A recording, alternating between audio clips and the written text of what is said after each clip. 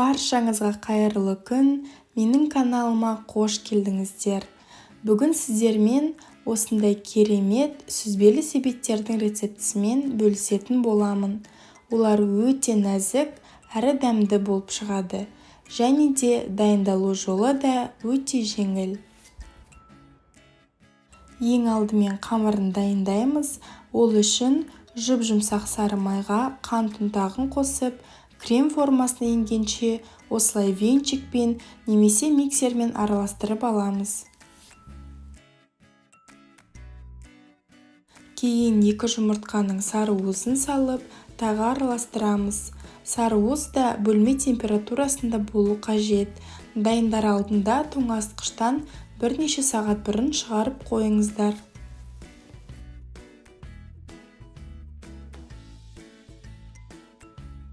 Енді шым-шым тұз бен қопсытқышты саламыз. Және де ұнды біртіндеп илеуіштен өткізу арқылы қосып, қамыр дайындаймыз. Осылай басында венчикпен, кейін күрекше немесе қасықпен араластырған ыңғайлы. Себебі қамыр қолға тез жабысады.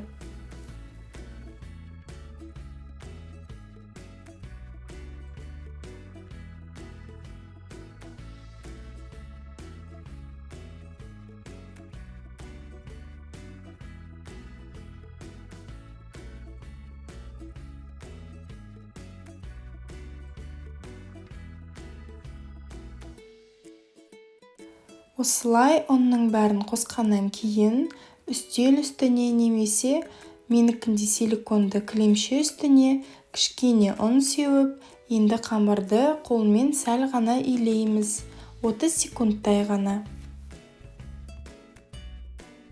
Қамыр осындай жұп-жұмсақ болу қажет.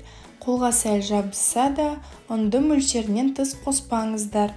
Себебі қамыр піскенде тым қатты болып кетеді. Енді осы қамырды сәл суып, формасын жақсырақ ұстау үшін таза пакетке салып, тоңазытқышқа 15-20 минутқа қоямыз. Сол уақыт аралығында біз сүзбелі салмамызды дайындаймыз.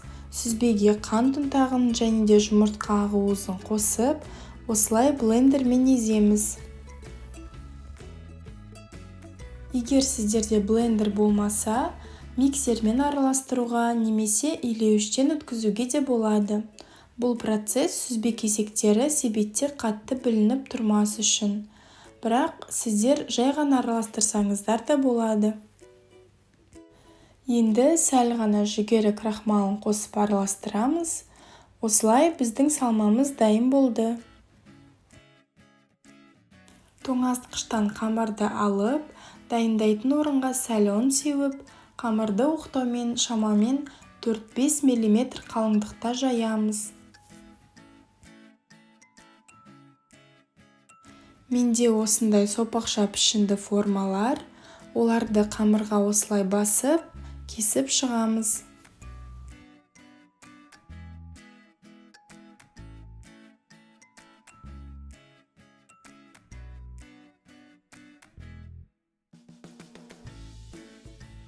Жан жақтарын тегістейміз.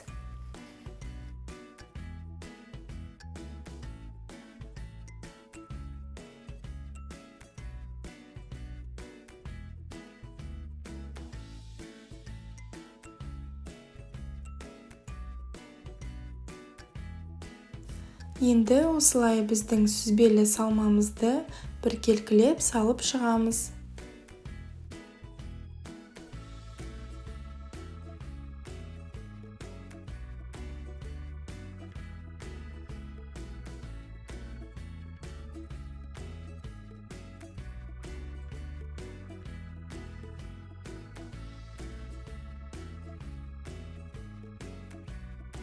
Сәл қалған қамырды мен осындай кекске арналған силиконды формаларға салып пісірдім. Егер сіздерде темір форма болмаса, осындай формаға жасасаңыздар да керемет шығады. Үстіне әсемдік үшін осындай жидек қолдандым. Ол өз қалауларыңыз бойынша. Себеттерді қызып тұрған пеште 180 градуста 15-25 минут пісіреміз. Менде тура 20 минутта пісті. Біздің сүзбелі себеттер дайын болды. Олар өз формасынан жақсы түседі, жан-жағы мүлдем жабыспайды. Ұсынар алдында осылай қант ұнтағын себулеріңізге болады. Міне, біздің сүзбелі себеттер осындай әдемі, жұп-жұмсақ болып шығады. Міндетті түрде дайындап көруге кеңес беремін. Сіздерге бұл рецепт ұнайды деген үміттемін. Әлі алда өте көп рецепттер болады. Видеоларды ең біріншілер қатарында болып көру үшін менің каналыма тіркеліңіздер. Және де лүпіл басып, комментарий қалдыруды ұмытпаңыздар. Сіздермен болған Төлеуқұл Айзат, баршаңызға сәттілік.